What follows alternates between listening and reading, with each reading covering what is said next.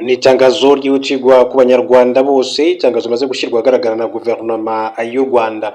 Murabizi ko mu minsi mike yatambutse hari ibihano bikomeye cyane byafatiwe igisirikare cy'u Rwanda ndetse na bamwe mu basirikare barimo General Mbaka Muganga, umugaba mukuru w'ingabo z'igihugu cy'u Rwanda, Major General Vincent Nyakarundi, umugaba mukuru w'ingabo zirwanira ku butaka witwa Rukika Rusesi ndetse na Gashugi, abo bose bayobora umutwe hariye w'ingabo w'igisirikare cy'u Rwanda muri rusange.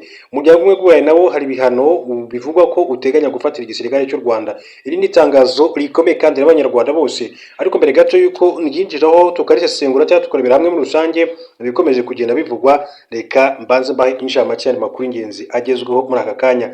Reka nce muri Repubulika ya Demokarasi ya Kongo mbabwire ko leta ya RDC yasabye FARDC gukora iperereza ku gitero ishinjwa kugaba i Goma. Ni Minisitiri w'Ubutabera wa Repubulika ya Demokarasi ya Kongo yitwa Guillaume Ngefa yasabye ubuyobozi bukuru bw'igisirikare cy'iki gihugu FARDC gukora iperereza rigamije kugaragaza ukuri ku gitero cya drone cyapfiriyemo Umufaransakazi Karine Buyise. Mu rukera rwa tariki ya 10/26 drone ebyiri zagabye igitero mu gace ka Himbi mu mujyi wa Goma zica Buyise Karine wakoreraga ishami ry'umuryango w'abibumbye ryita ku bana UNICEF n'abandi basivili batubiri. Ihuriro rya FC23 rigenzura umujyi wa Goma yatangaje ko iki gitero cyagabwe n'ingabo za leta ya RDC kandi ko cyari kigamije kwica abayobozi bakuru baryo barimo Colonel Nanga na Major General Sultan Makenga. FC23 yamenyesheje umuryango mpuzamahanga ko ingabo za leta ya RDC zimaze iminsi zigaba ibitero ku birindiro byayo no ku basivili, kimwe muri ibyo cyatwaye ubuzima bwa Lieutenant Colonel Wiringoma wari umuvugizi wayo mu rwego rwa gisirikare. Umudepite uhagarariye teritwari ya Walikare mu nteko ishinga amategeko ya RDC Willy Mishiki yatangaje ko iki gitero cyagabwe n'ihuriro rya Wazalendo rishyigikiwe n'ubutegetsi bwa RDC. Depite Willy Mishiki wirukanywe muri Wazalendo ku wa 13 Werurwe yagize ati turi kwisuganyiriza muri parike ya Virunga kugira ngo twisubize umujyi wa Goma. Ubu turi muri Nyiragongo mu birometero bike uvuye i Goma, niyo mpamvu rero yakiriye gitero. Nubwo imenyetso byinshi cyane n'ubuhamya bigaragaza ko iki gitero cyagabwe n'ingabo za leta ya RDC, Minisitiri w'Ubutabera w'iki gihugu yasabye ubuyobozi bw'igisirikare gukora iperereza kugira ngo bushyire umucyo ku rupfu rwa Karine Buyise. Kuri wa 14 Werurwe umuvugizi wa guverinoma ya RDC Patrick Muyaya yagaragaje ko FC23 ishobora kuba yaragabye iki gitero ikacyegeka kuri FARDC n'abatangikorwa bayo, ariko ibyo byafashwe nko kuyobya uburari. Ku wa 13 Werurwe ishami ry'umushinjacyaha bw'Ubufaransa rishinzwe kurwanya ibyaha by'iterabwoba PNAT ryatangaje ko rigiye kwikorera iperereza kuri iki gitero kugira ngo hamenyekane ukuri kudashidikanywaho muri rusange. Mbere gato yuko tujya kuri itangazo, reka mbaze nce mu gihugu cya Uganda mbere kwitwa Bobi Wine yavuye mu bwisho akomereza amahanga. Umunyapolitike Robert Kyagulanyi Ssentamu utavuganwa n'ubutegetsi bwa Uganda yatangaje ko yavuye mu bwisho yaramazemo hafi amezi 2 akomereza amahanga mu ruzinduko ahamya ko ari urw'akazi. Kyagulanyi wamamaye mu muziki nka Bobi Wine yatangiye kwisha kwa 15 Mutarama 2026 ubwo amatora y'umukuru w'igihugu n'abadepite yararangiye. Asobanura ko leta ya Uganda imaze igihe kinini cyane muhiga kugira ngo imugire nabi kubera ko yanze kwemera insinzi ya Perezida Yoweri Kaguta Museveni, ariko ko itamubonye kubera ko abaturage bamuhishe.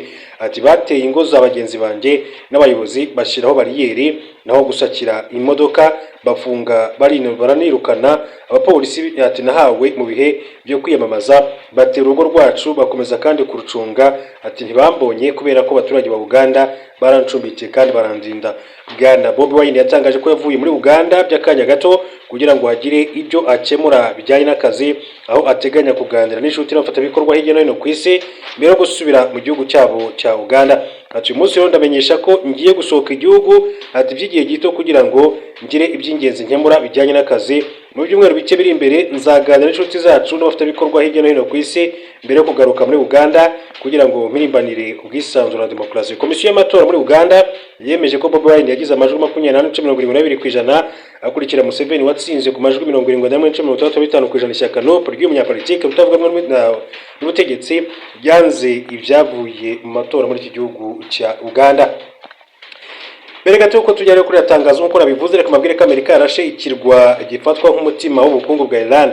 Perezida wa Leta Zunze Ubumwe za Amerika Donald Trump mu ijoro ryo kuri 13 Werurwe 2026 yatangaje ko ingabo z'igihugu cye zasenye ibirindiro by'ingabo za Iran biri ku kirwa cya Kharg gifatwa nk'umutima w'ubukungu wa Tehran. Uyu mukuru w'igihugu rero yagize ati mu kanya gashize yashingiye ku ibwiriza ryanjye ingabo za Amerika zikorera mu burasirazuba bwa hagati zagabye kimwe mu bitero bikomeye cyane mu mateka y'uburasirazuba bwa hagati zisenya burundu ibirindiro bya gisirikare ku kirwa cya Karg. Trump yatangaje ko yafashe icyemezo cyo kudasenya ibikorwa remezo by'imodoka by'ibikomoka kuri peteroli biri kuri iki kirwa, ariko ko Iran cyangwa se abandi bari kuyifasha mu ntambara yatangiye tariki 28 Gashyantare 2026 nibakomeza kugerageza gufungwa umuyoboro wa Hormuz nawe azisubira. Igisirikare cya Iran cyatangaje ko kurasa ibikorwa remezo by'ibikomoka kuri peteroli n'iby'ingufu bya Tehran bizatuma nacyo gisenya ako kanya iby'ibigo byo mu burasirazuba bwa hagati bikorana na Amerika bihinduke umuyonga. Mu gitondo cyo kwa 14 Werurwe ibinyamakuru byegamiye kuri leta ya Iran byatangaje ko nta bikorwa remezo by'ibikomoka kuri peteroli biri ku kirwa cya Karg byangijwe n'iki gitero. Ikirwa cya Karg rero kiri mu majyaruguru y'uburengerazuba bw'umuyoboro wa Hormuz hafi y'umujyi wa Bushehr ukora ku nyanja. Igice kinini cyane cy'ubutaka bwacyo bufite ubuso bwa kilometero kare 20 cyuzuyeho ibigega by'ibikomoka kuri peteroli. Karg ifatwa nk'umutima w'ubukungu bwa Iran kubera ko 90% by'ibikomoka kuri peteroli iki gihugu cyohereza mu mahanga binyura muri iki kirwa kiri mu majyepfo. Ibikomoka kuri peteroli isoko y'ubukungu bwacyo. Ibikorwa rero biri kuri iki kirwa byubatswe n'ikigo cyitwa Karg Chemical Company cyahuzaga abashoramari b'Abanyamerika n'Abanya-Iran mu myaka y'1960. Ali Hussein Khamenei wahoze ari umuyobozi w'ikirenga wa Iran yongeyemo ibindi byinshi mu gihe rero yari ku butegetsi. Mu ntambara ya Iran na Iraq yabaye mu myaka y'1980 ibikorwa byinshi cyane byari biri kuri iki kirwa byarasenywe, ariko ubwo yari irangiye hubatsweho ibindi bishya harundwa ingabo nyinshi cyane kugira ngo zikaze umutekano waho. Mu cyumweru gishize Yair Lapid wabaye minisitiri w'intebe wa Israel yagaragaje ko gusenya ibikorwa remezo byose Iran itunganyirizamo ibikomoka kuri peteroli birimo n'ibiri ku kirwa cya Karg ari byo byaca intege ubutegetsi bwa Tehran. Abasesengura iyi ntambara bagaragaza ko gusenya ibikorwa remezo biri ku kirwa cya Karg bitagora Amerika na Israel, ariko ko atari icyemezo cyo guhutiraho bitewe n'ingaruka zishobora guhita zikurikiraho. Uwitwa Neil Quilliam akaba rero ukorera mu cyo bita Chatham House nk'inzobere mu by'ingufu ayotse gutangariza France 24 ati Amerika na Israel bishatse kukirasa bifite ubushobozi bwo kubikora. Professor Scott Lucas wigisha politike mpuzamahanga muri kaminuza ya Dublin yatangaje ko ikirwa cya Karg rero kirashweho leta ya Iran yasenya inganda nyinshi mu burasirazuba bwa hagati kubera ko nta mutungo wayo yaba ikiramira.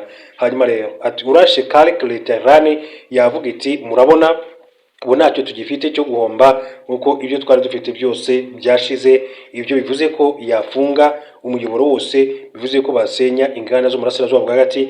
Ikirwa ntigifatwa rero nk'igifitiye akamaro Iran gusa kuko sosiyete zikomeye zo mu bihugu birimo iby'Iburayi zigikuraho ibikomoka kuri peteroli. Abasesenguzi rero bagaragaza ko Amerika igisenye byaba ari igihombo kuri benshi muri rusange. Reka rero tujye ku itangazo rikomeye cyane rimaze gushyirwa ahagaragara na guverinoma y'u Rwanda biciye ku buvugizi bwa guverinoma y'u Rwanda OGS cyangwa se Laurent Macron. Ati amafaranga u Rwanda rukoresha muri Cabo Delgado arenga inshuro 10 atangwa n'ay'umuryango w'ubura cyangwa se European Union. Umuvugizi wa guverinoma y'u Rwanda Laurent Macron yatangaje ko inkunga ya miliyoni 20 z'amayero yagenewe ingabo z'u Rwanda binyuze mu kigega cy'Uburayi gishinzwe gushyigikira ibikorwa by'amahoro European Peace Facility yose yamaze gukoreshwa, kandi ko ikiguzi ubutumwa bwa butwara guverinoma y'u Rwanda gikubye inshuro nibura 10 ayo mafaranga. Laurent Macron yavuze ko usibye amafaranga menshi cyane u Rwanda rushora mu butumwa bwo kurwanya ibyihebe muri Cabo Delgado, hiyongeraho no kwitanga kudasanzwe ko abasirikare bahasiga ubuzima. Yabitangaje ubwo yasubizaga inkuru yatambukijwe na Bloomberg igaragaza ko amasezerano y'inkunga y'amafaranga itangwa n'umuryango w'ubumwe bw'Uburayi igenerwa ingabo z'u Rwanda ziri mu butumwa bw'amahoro mu ntara ya Cabo Delgado muri Mozambique azarangirana na Gicurasi 2026. Iyi nkunga ya miliyoni 20 z'amayero yemejwe n'abaminisitiri b'abanyamahanga b'ibihugu bigize European Union ubwo bahuriraga mu nama i Brussels mu Bubiligi ku itariki ya 18 Gushyingo 2024. Yaje kurikiye indi ya miliyoni 20 z'amayero yemera ingabo z'u Rwanda mu kuboza 22 nyuma y'umwaka n'amezi 5 zitangiye ubutumwa bw'amahoro. Ihagarikwa ry'amasezerano rije nyuma y'itangazo ry'ibihano Amerika yafatiye RDF ryashyizwe hanze ku itariki ya 2 rishinja u Rwanda ubufatanye n'umutwe wa M23, ibintu rwamaganye kuva kera. Umuvugizi w'umuryango w'ubumwe bw'Uburayi yavuze ko gahunda z'ubufasha zashyizweho muri 2022 na 2024 zizarangira muri Gicurasi 2026. Umuryango umwe bw'Uburayi kandi buzi iby'ibihano Amerika iherutse gutangaza ku ngabo z'u Rwanda n'abayobozi bazo bakuru 4 turimo rero gusuzuma icyo bivuze n'ingaruka z'ingamba za Amerika. Bloomberg yatangaje ko nta gahunda ihari yo gukomeza gutanga inkunga. Yolande Macron yavuze ko kuba u Rwanda rwakomeza kohereza ingabo zarwo mu bikorwa byo kurwanya iterabwoba muri Mozambique mu gihe byaba bikenewe koko bizaterwa n'inkunga ihagije kandi ibiteganyirijwe. Ati ingabo z'u Rwanda zagiye muri Cabo Delgado 21 zibisabwe na leta ya Mozambique kugira ngo zifashe ibihugu by'ikivandimwe. Amafaranga ntabwo rero ariyo ya mbere. Umusaruro w'iki gikorwa rero ugaragara abasivile basubiye mu ngo zabo, abana basubiye ku ishuri, ubucuruzi bwongeye kandi gufungura, ishoramari kandi rikomeye ry'abanyamahanga ryakomeje gukorwa. Yolande yagaragaje ko akazi kakozwe na RDF gisirikare cy'u Rwanda mu guhashya ibyihebe muri Cabo Delgado kagiriye umumaro abaturage b'iki gihugu ndetse na kompanyi zahashoye imari mu bijyanye na gaze LNG. Agaragaza ko gushyigikira iki gikorwa nk'iki atari ubuntu bwaba buri kugirirwa u Rwanda. Cabo Delgado ni intara ikungahaye cyane kuri gaze nyinshi. Total Energies niyo rero iyoboye umushinga wo gucukura no kohereza mu mahanga gaze ufite agaciro ka miliyari 20 z'amadolari y'Amerika. Uyu niwo mushinga banki yo muri Amerika ya Export Import Bank yashoyemo miliyari 4 ndetse na miliyoni 100 z'amadolari y'Amerika. Umushakashatsi mukuru mu kigo Foundation for Defense of Democracies giherereye i Washington, Daniel Swift, yavuze ko Amerika ishobora kandi kuba idashaka ko ibihano byayo kuri RDF rero bibangamira cyane ibikorwa byayo muri Mozambique. Ati nta muntu n'umwe wifuza ko ibikorwa byabo muri kariya gace gakungahaye cyane kuri gaze karimo imwe mu mishinga ikomeye cyane y'ishoramari ry'Amerika bigerwaho n'ingaruka mbi. LNG ifite abantu benshi bayihanze amaso ubu. Mu butumwa bwe Yolande Macron yasoje avuga ko mu gihe ubuyobozi bwa RDF bwabona ko imirimo ikorwa n'inzego z'umutekano z'u Rwanda Cabo Delgado idashimwa, byaba bikwiriye gusaba ko leta guhagarika amasezerano y'impande zombi yo kurwanya iterabwoba, ingabo zikavayo muri ubwo butumwa muri Cabo Delgado cyangwa se mu gihugu cya Mozambique. Reka rero mu yandi makuru mbabwire ko ambasade ya Amerika i Baghdad yarashweho mu gihe Trump yaravuga ko yashenye burundu ibya gisirikare byo ku kirwa cya Iran. Ambasade ya Amerika i Baghdad mu murwa mukuru wa Iraq yarashweho igisasu cya misile bituma rero umwotsi uzamuka hejuru y'inyubako ya ambasade nk'uko byatangajwe n'ibiro ntaramakuru Reuters bisubiramo amagambo y'ababihaye amakuru ariko bidatanga amakuru arambuye. Ibiro ntaramakuru AP byatangaje ko igisasu cya misile cyakubise ku kibuga cy'indege za Kajugujugu kiri mu rugo igipangu rw'iyo ambasade ya Amerika. Ibiro ntaramakuru AFP byasubiwemo ababihaye amakuru bavuga ko indege nto y'intambara itajyamo umupilote drone yakubise kuri ambasade ya Amerika i Baghdad. Icyo gitero cyabaye nyuma gato yuko abarwanyi babiri bashyigikiwe na Iran biciwe mu bitero ku murwa mukuru wa Iraq, nk'uko AFP bitangaje subiramo amagambo y'abantu benshi bayihaye amakuru muri iki gihugu cya Iraq. Yahangayikishijwe n'ishingwa ry'umutwe w'inyeshyamba wagaragaye mu ntara ya Haut-Katanga yo mu majyepfo ya kiriya gihugu. Mu nama y'abaminisitiri yabereye Kinshasa kuwa gatanu tariki ya 13 Werurwe, ubutegetsi bwa Kinshasa bwagaragaje ko hari umutwe w'inyeshyamba maze iminsi ugaragara muri Katanga, bigakekwa ko waba ufitanye isano na mama 23 ndetse n'umutwe witwaje intwaro wa Bakata Katanga. Leta ya Kongo ivuga ko ibikorwa by'uwo mutwe byagaragaye cyane cyane muri parike y'igihugu ya Upemba no mu gace ka Rusinga ahagabwe igitero mu minsi ishize. Umuvugizi wa guverinoma ya RDC Patrick Muya yagize ati turi kubona ibimenyetso by'uko hari umutwe w'inyeshyamba uri kugaragara muri Haut-Katanga ushobora kandi kuba ufitanye isano na mama 23 ndetse ukaba ufitanye isano n'umutwe wa Bakata Katanga. Turahamagarira inzego z'umutekano n'abaturage gukomeza kuba maso no gukorana bya hafi kugira ngo hakumirwe icyahungabanya umutekano. Kinshasa ivuga ko byabaye bigaragaza ko hari imitwe y'inyeshyamba cyangwa imitwe yitwara gisirikare iri kugerageza gutegura kugumuka ndetse nk'ukwagaragaye mu burasirazuba bwa Kongo, aho mama 23 imaze kandi kwigarurira ibice bimwe na bimwe cyane cyane mu ntara ya Kivu y'amajyaruguru n'iy'amajyepfo. Guverineri w'intara ya Katanga yatangaje ko ingabo zoherejwe guhiga abarwanyi bagabye ibitero no kugarura ituze. Muri guverinoma ya Kongo yashimangiye ko ari ngombwa gukumira uwo mutwe w'inyeshyamba wakomeza rero kwaguka. Leta ya RDC yatangajwe nyuma y'iminsi mike umutwe witwa Mouvement Debout Katanga pour la Libération du Congo MDKC watangaje ko wamaze kandi gutangiza intambara mu rwego rwo kubohora intara ya Katanga n'abanyekongo muri rusange. Ubutegetsi bw'igitugu bwa Perezida Felix Tshisekedi. Umuvugizi w'uyu mutwe Colonel Ngoyi Kumimba Tigre bitangazo yasohoye kwa gatanu tariki ya 6 Werurwe yavuze ko abarwanyi bawo bamaze kandi kwigarura uduce twa Rusinga na Konga atwa muri teritwari ya Mitwaba muri ntara ya Katanga. MDKC kandi ivuga ko ibihe Katanga n'abaturage bayo ati cyo kimwe na Repubulika ya Demokarasi ya Kongo muri rusange bari kunyuramo birenze urugero rwo kwihanganirwa. Uyu mutwe washinje Perezida Felix Tshisekedi n'ubutegetsi bwe ko bafunze inzira zose z'ibiganiro by'ukuri hagati y'abanyekongo bahitamo gushyiraho igitekerezo kimwe cyonyine guhindura itegeko nshinga, itegeko ry'abanyamahanga. Uriya mutwe wagaragaje ko bitumvikana kuba ubutegetsi bwa Perezida Felix Tshisekedi bwaratumye abanyapolitiki batandukanye barangajwe imbere na Joseph Kabila hoze ari Perezida wa RDC n'abanyamadini bahunga igihugu abandi bakabafunga nta mpamvu. MDKC kandi yashinje ubutegetsi bwa Tshisekedi kuba bukomeje kuyobya isi ku bibazo by'inyongera mu gihugu, ivangura ry'amoko, ruswa, kunanirwa kwa guverinoma, ikene wabo n'icuruzwa ry'ubutunzi bwa Katanga. Yunzemo iti dushingiye kandi ku kuba isi ikomeje kurebera mu gihe abanyekongo muri rusange n'abanyakatanga bavuga igiswahili bicwa bakatirwa igihano cy'urupfu ndetse bagakatirwa guhunga igihugu, twebwe abanyamuryango wa MDKC twafashe icyemezo cyo gutangiza intambara y'amasasu mu rwego rwo kubohora Katanga ndetse na Kongo muri rusange. Uyu mutwe waboneyeho gusaba ba general n'aba ofisiye bakuru b'abasirikare babo ba FARDC ndetse n'abanyakatanga muri rusange kwitandukana na Perezida Felix Tshisekedi n'ubutegetsi bwe bw'inkoramaraso, ahubwo bakifatanya nawo mu rugamba rwo gushyira iherezo ku gitutu. Unzemo ko urugamba watangije ruri mu rwego rwo gutera ikirenge cy'abanyekongo bo mu ntara za Ituri, Mai Ndombe, Chopo, Hotwell, Baswell ndetse Kivu y'Amajyaruguru na Kivu y'Amajyepfo bafashe icyemezo cyo kwirwanaho bahangana n'ubutegetsi bwa Perezida Felix Tshisekedi.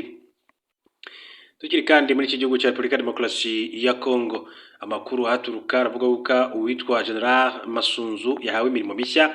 Lieutenant General Pacifique Masunzu wayoboye zone ya 3 ya gisirikare mu ngabo za Repubulika ya Demokarasi ya Kongo yahawe imirimo mishya. Amakuru atandukanye aremeza ko Masunzu yagizwe umugaba mukuru wungirije w'ingabo za Repubulika ya Demokarasi ya Kongo ushinzwe ibikorwa n'ubutasi n'inshingano yasimbuyeho Lieutenant General Jacques Yaringonza Duru wari umaranye imyaka igera kuri 3. Masunzu yahawe ziriya nshingano nyuma y'uko mpera z'umwaka ushize 2025 yari yatawe muri yombi nyuma akaza guhita arekurwa. Tukiri kandi muri Repubulika ya Demokarasi ya Kongo babwire ko Depite Mishiki wigambye igitero cyahitanye mu Fransakazi Goma yirukanwe muri Wazalendo. Depite Wiri Mishiki wari umuyobozi w'inama y'inararibonye y'imitwe y'Abazalendo muri Repubulika ya Demokarasi ya Kongo yamaze kwirukanwa muri iriya mitwe nyuma yo kwigamba igitero cya drone cyagabwe Igoma cyicirwamo abarimo umufaransakazi witwa Karine Buise wakoreraga UNICEF. Ku itariki ya 11 Werurwe ubwo Mishiki yaganiraga na televiziyo ya TV5 Monde yavuze ko kiriya gitero kiri mu mugamba wa Wazalendo kwisubiza Goma. Ati Wazalendo twambariye urugamba rwo kwisubiza Goma duturutse muri pariki ya Virunga, ubu tuvugana turi muri Nyiragongo mu birometero bike hafi y'umujyi. Niyo mpamvu rero y'ibyo bitero bya za bombe. Ubuyobozi bwa VDP Wazalendo mu itangazo bwasohoye bwavuze ko bwafashe icyemezo cyo kwirukana Mishiki kubera gutera impaka mu ruhame ndetse no gutangaza amagambo ashobora kandi kongera umwuka mubi mu gihe igihugu kiri mu bihe bikomeye cy'umutekano. Abayobozi ba VDP Wazalendo bavuze ko amagambo ya Mishiki yateje urujijo kandi ashobora gukoreshwa n'abanzi babo mu kubashinja uruhare mu bitero byibasira abasivili. Bavuze ko ayo magambo yarenze ku murongo w'ibyo umuyobozi cyangwa se umudepite yagombye gutangaza mu gihe amakimbirane kandi akomeje muri Burasirazuba bw'igihugu. Bavuze kandi ko gutangaza amakuru nk'ayo ku mugaragaro bishobora kandi kugira ingaruka zikomeye kuri Wazalendo, imaze igihe kandi ivuga ko igamije kurinda abaturage ndetse no gufasha ingabo za leta guhangana n'ihuriro rya AFC 23 Alliance Fleuve Congo M23. Ikaze rero muri aya makuru yacu, reka duhere ku itangazo rimaze gushyirwa ahagaragara n'igisirikare cy'u Rwanda RDF